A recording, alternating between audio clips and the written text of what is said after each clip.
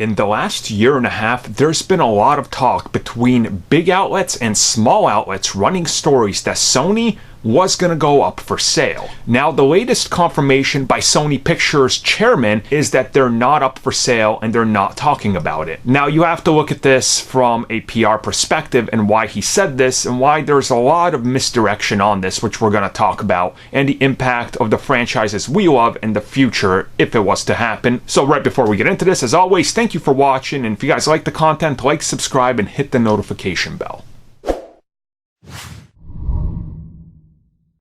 So Sony Pictures chairman was like, look, we're not up for sale. That's nothing to talk about right now. So go away. And this is true. They don't want to talk about it. But you have to understand the logistics behind this. The kind of the impact on this if they were to say that they are considering selling. I mean, just months before the big story broke that yes, Disney was about to buy Fox, there was denial. People within both sides, when asked, were like, we haven't really talked about that. We don't know what's happening. You have to present it this way. You can't just outright be like, oh yeah, we're thinking about selling our company. That's cool. Because a lot of shareholders that put money in your company are going to jump ship. If that happens, your stocks are going to drop and your value in the proposed buyout absolutely sinks. So you're going to make less money if you're one of these people that has a lot of shares and stake into the company. This is the most simplest 101 I can give you with business dealings. So now on the Sony front, when they say this, yes, this is true. They're not for sale right now. But if you look back over the last 2 years, from Bloomberg to CNBC to various other outlets, these are real outlets that look at the numbers, that look at the stock market and analyze it and talk to people that they know. They've all reported that Sony is going to be in a position down the road where something has to change. Now, this is why Sony was looking into possibly acquiring Fox and actually was considering a bid before they were massively outbid.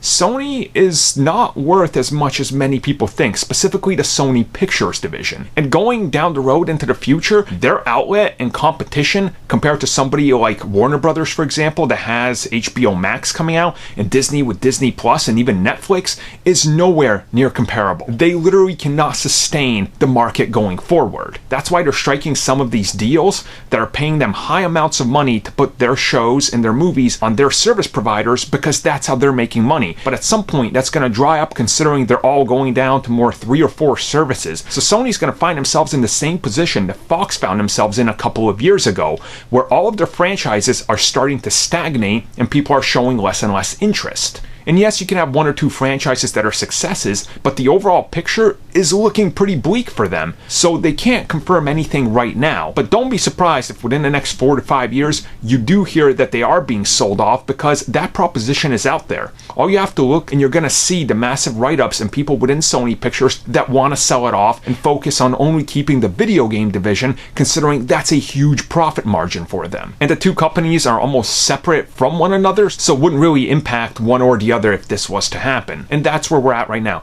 Yes, Sony says they're not up for sale, but let's be real. Fox said they weren't up for sale either. And 3 years before they said that, they were trying to buy Warner Brothers because they knew that the times were changing, that they were going to be losing in the future market.